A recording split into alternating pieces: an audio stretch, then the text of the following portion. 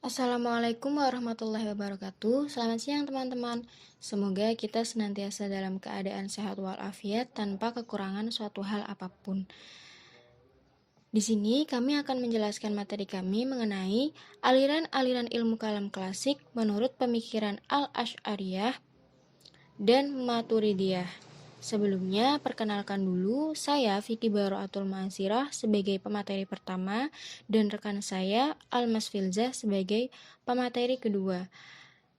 Pokok bahasan dalam materi kali ini ada dua, yaitu pemikiran teologi Al-Asy'ariyah dalam ilmu kalam klasik dan pemikiran teologi Maturidiyah dalam ilmu kalam klasik. Langsung saja, di sini saya akan sedikit menjelaskan mengenai pemikiran teologi Asy'ariyah dalam ilmu kalam klasik. Untuk sejarah berdirinya Asy'ariyah sendiri adalah pendirinya Abdul Hasan Ali bin Ismail Al-Asy'ari. Sejarah munculnya Al-Asy'ariyah ini dapat dikatakan bermula dari pengikut Mu'tazilah yang meninggalkan ajaran tersebut. Sebab terpentingnya yang melatar belakangi Abu Hasan Al-Asy'ari meninggalkan Mu'tazilah karena ditakutkan adanya perpecahan kaum muslimin kalau Al-Quran dan hadis menjadi korban dari paham-paham Mu'tazilah yang dianggapnya semakin jauh dari kebenaran. Hal ini disebabkan karena mereka terlalu menggunakan akal pikiran. Maka dari itu, Al-Asy'ari mengambil jalan tengah antara golongan rasionalis dan golongan tekstualis yang kemudian dapat diterima oleh kaum muslimin. Untuk sejarah berdirinya Al-Asy'ari,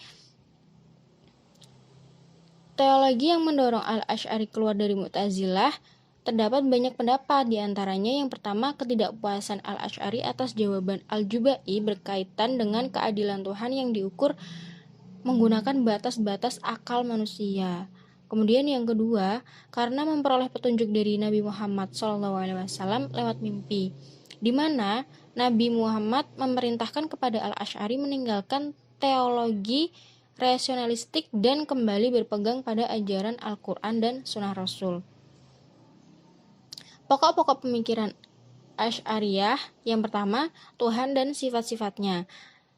Al-Asy'ari berpendapat bahwa Allah memiliki sifat-sifat yang bertentangan dengan Mu'tazilah, yang mana Tuhan dan sifat-sifatnya diartikan secara simbolis yang tidak dapat dibandingkan dengan sifat-sifat manusia yang tidak terpisah dari esensinya. Kemudian kebebasan dalam berkehendak. Menurut Al-Asy'ari, Allah adalah pencipta pembuatan manusia, sedangkan manusia adalah yang mengupayakannya, sehingga hanya Allah lah yang mampu menciptakan segala sesuatu termasuk keinginan manusia. Kemudian akal dan wahyu.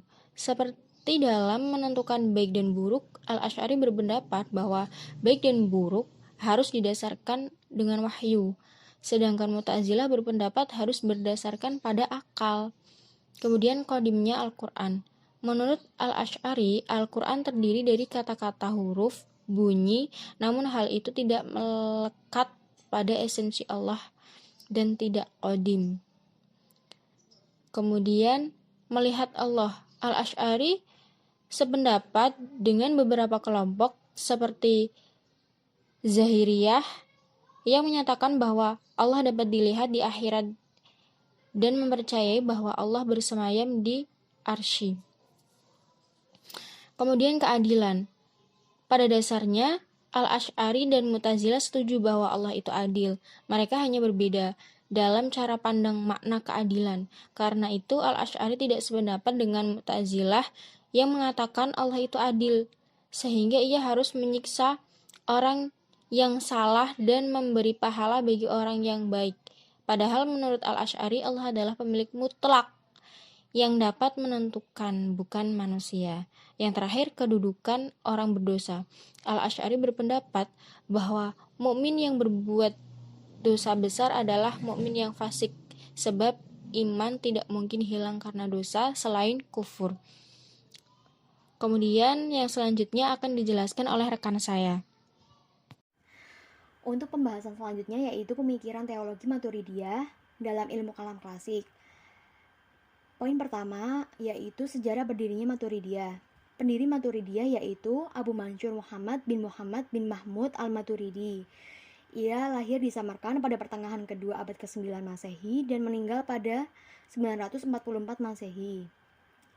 Ia adalah pengikut Abu Hanifah dan paham-paham teologinya banyak persamaannya dengan paham-paham yang dimajukan oleh Abu Hanifah. Latar belakang lahirnya aliran ini hampir sama dengan aliran Al-Asy'ariyah, yaitu sebagai reaksi penolakan terhadap ajaran aliran Mu'tazilah. Walaupun sebenarnya pandangan keagamaan yang dianutnya hampir sama dengan pandangan Al-Mu'tazilah, yaitu lebih menonjolkan akal dalam sistem teologinya.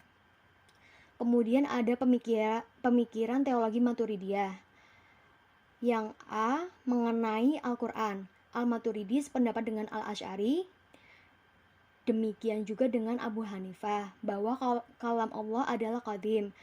Ia mengatakan bahwa Al-Quran adalah kalam Allah yang qadir, tidak dirubah, tidak diciptakan, tidak baru, dan tidak ada permulaannya. Kemudian yang B mengenai sifat-sifat Allah. Dalam masalah sifat-sifat Tuhan, terdapat persamaan di antaranya Imam Al-Asy'ari dengan Al-Maturidi. Baginya mempunyai sifat-sifat seperti adanya nas yang menunjukkan bahwa Allah menyifati dirinya dengan sifat mendengar dan melihat. Kemudian yang poin C adalah masalah iman dan Islam. Sayyidadah menjelaskan sesungguhnya al-iman menurut Al-Maturidi adalah al-iqrar wa al-tasdik, yakni ikrar dengan lisan dan tasdik dengan hati. Kemudian yang poin D, masalah melihat Allah subhanahu wa ta'ala. Dalam hal ru'yatullah, Al-Maturidi sejalan dengan golongan Al-Asy'ariyah, bahwa Tuhan kelak dapat dilihat oleh manusia. Ia berusaha mengajukan soligisme sebagai berikut. Tidak dapat dilihat adalah tidak berwujud. Setiap berwujud pasti dapat dilihat.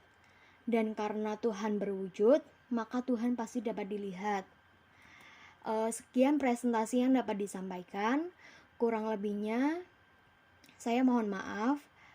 Wassalamualaikum warahmatullahi wabarakatuh.